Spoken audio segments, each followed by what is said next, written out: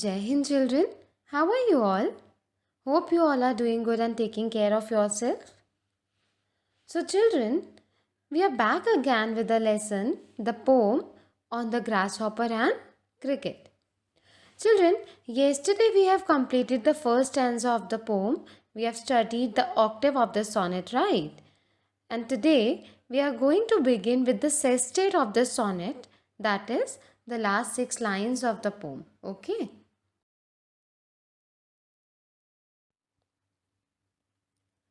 Alright, children, here is the text of the poem. I've already read the poem yesterday before you all. Today also, before I commence with the sestet, let me recite the poem once again for you. Children, be the careful listener of the recitation and try to understand and appreciate that how Keats praises the eternal poetry of nature through the song of the insect cricket in winter season in the second stanza of the poem. The stanza which we are going to study today. Alright. In the first stanza also, Keats uses grasshopper as the medium of the poetry of art. Alright. Now let me begin with its recitation. The poetry of earth is never dead. When all the birds are faint with the hot sun and hide in cooling trees, a voice will run from hedge to hedge about the new mown mead. That is the grasshopper's. He takes the lead in summer luxury. He has never done with his delights. For when tired out with fun, he rests at ease beneath some pleasant weed. The poetry of earth is ceasing never. On a lone winter evening when the frost has wrought a silence, from the stove there shrills the cricket's song, in warmth increasing ever, and seems to one in drowsiness half lost, the grasshoppers among some grassy hills.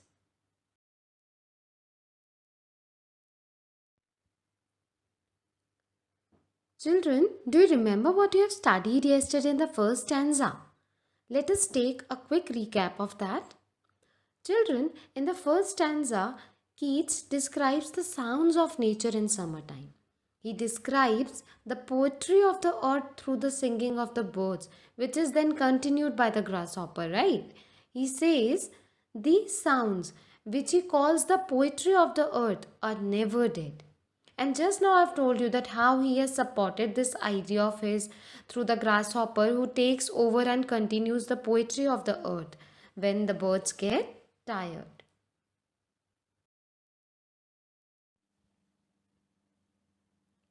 Alright, children, what does Keats present as the music of summer in this sonnet? The expected answer from you is that in this poem, the poet represents the song of the grasshopper as the music of summer. Alright, children, why were all the birds faint? The expected answer from you is that all the birds were fainted due to the scorching heat of the sun. Okay, my next question is, children, where did the birds go to hide? The birds went to hide in the shade of the trees. Alright, my next question is, children, who takes over the duty of carrying on with the everlasting poetry of earth, the eternal poetry of earth? The expected answer from you is the grasshopper. Yes, the grasshopper takes over the charge of carrying on with the nature's poetry. Children, what does the grasshopper do when he gets tired? The expected answer from you is the grasshopper takes rest under the pleasant weed when he gets tired. Alright, children, now find the rhyming words in the stanza in the octave that we have studied yesterday. The expected answer from you is the rhyming words in the stanza in the octave that we have studied yesterday are sun, run, done, fun, dead and meat, and lead and weed. All right. Uh, Children, what is the rhyming scheme of the stanza of the octave? What is the rhyming scheme of the octave of the sonnet?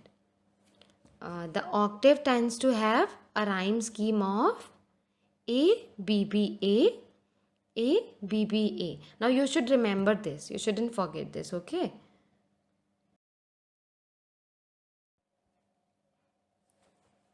Alright, children. Now let us commence with the second stanza of the sonnet. Let us read the sestate once. The poetry of earth is ceasing never. On a lone winter evening, when the frost has wrought a silence, from the stove there shrills the cricket's song, in warmth increasing ever, and seems to one in drowsiness half lost, the grasshoppers among some grassy hills.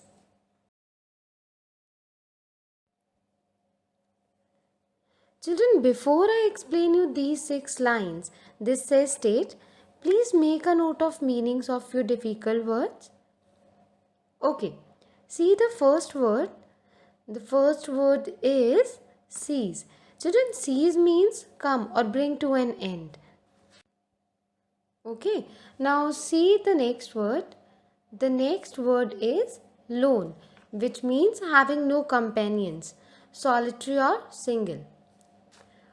Okay, the next word is frost. That means a deposit of small white ice crystals formed on the ground or other surfaces when the temperature falls below freezing. Alright. Now see the next word, rot. Children, rot means brought about, brought into being.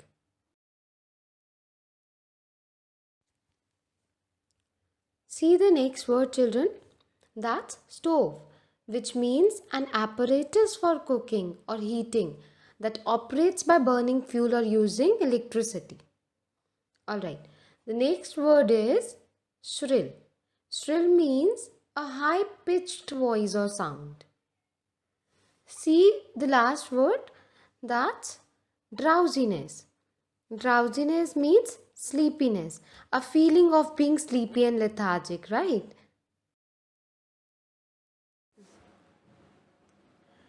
Children, the second stanza of the sonnet is set in winter season. The first line of this says state, the poetry of earth is ceasing never, is similar to that of the first stanza because it mentions the main message of the poem, that the music of the earth, the poetry of the earth, the poetry of nature keeps going. It never stops, it never ends. The poet describes in this estate that in an isolated winter evening, when frost has put everyone and everything to silent mode, we can still hear the song of cricket, of the insect cricket coming from the stove. The chilly atmosphere forces the cricket to seek warmth indoors, but cannot stop music. Right? Rather, his music gets louder with time, as the poet says in the fourth line of the sestate, children, in warmth increasing ever. So, the song, the voice, the sound of cricket's song keeps on increasing. Children, the poet assures that the poetry of earth does not ever stop, for the poet of nature are assigned to keep it alive during the different seasons. Here in this estate, who's portrayed as the poet of nature, children? The cricket is portrayed as the poet of nature, right? The insect cricket keeps the nature's poetry alive with its songs even in isolated winter. Winter arrives with its icy touch, imposing silence on surroundings, for nature is now desolate with the cover of frost. For nature is now desolate with the curtain of frost. The snow lies like a mantle on the ground, and all creatures seek shelter of their own homes. Even then, children, the tireless bard of winter keeps the music of earth alive, the poetry of nature alive. Children, bard means a poet. Breaking the painful silence of a long, cheerless winter evening comes the cricket's shrill notes from somewhere near the stove. His joyous song becomes louder every moment, children, as the heat from the stove warms the room. The cricket song infuses new energy into one's soul.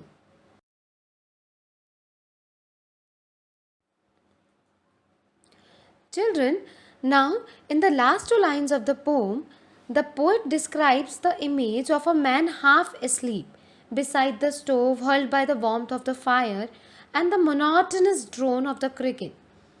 He is about to doze off into a slumber. In this semi conscious state, he hears the cricket's high pitched notes drifting about in the air, and he mistakes it for the merry notes of the grasshopper singing delightfully among the hills. Children, the poet says that to someone half asleep, the cricket's song may sound to be a grasshopper's song coming from grassy hills.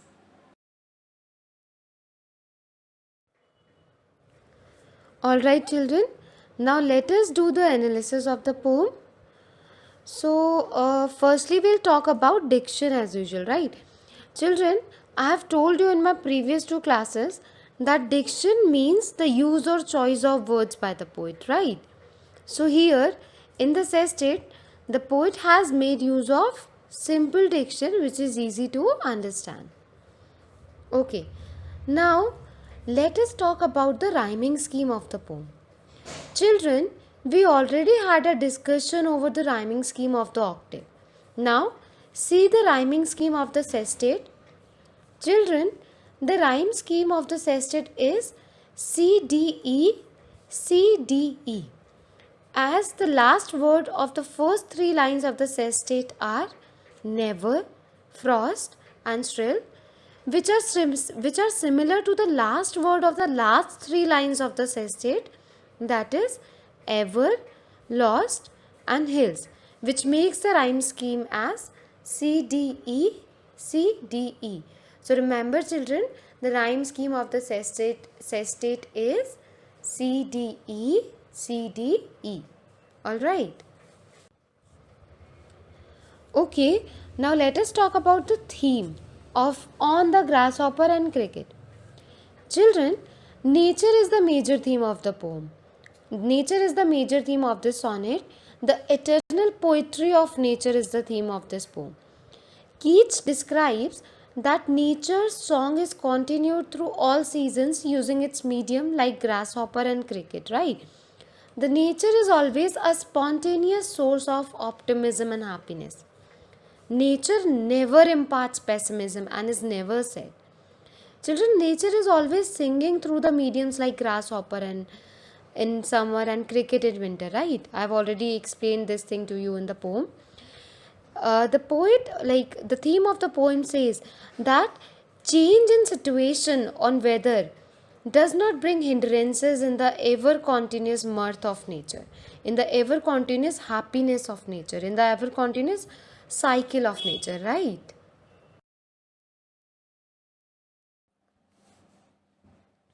Alright, now let us talk about the symbol, children. The poet has made use of grasshopper to symbolize hot summer and cricket to symbolize cold winter. Children, both the grasshopper and cricket are the symbols of hope.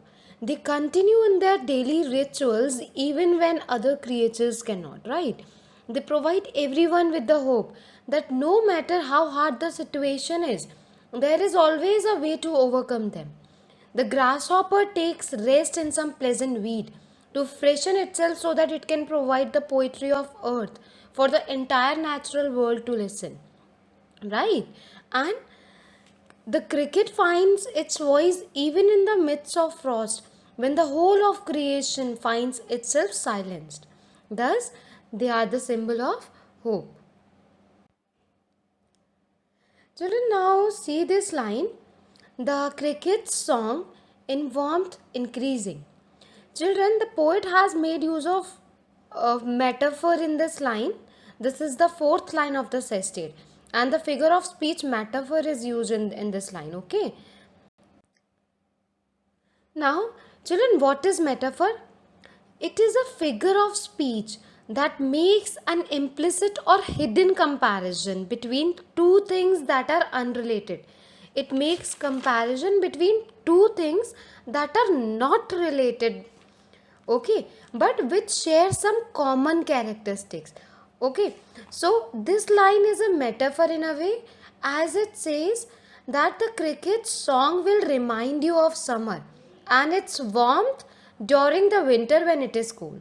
So both are contradictory things, right? So thus this line is a metaphor. Children, now notice that imagery is used in the line the grasshoppers among some grassy hills. It is the last line of the poem, the last line of the sestet. The poet has made use of imagery in this line. Basically, the poet has used visual imagery here. We can visualize the grasshopper among some grassy hills, right?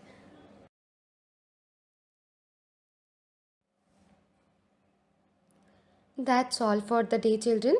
Today we have completed this poem, this sonnet. Now you revise it once, alright? Thank you, children. Have a good day.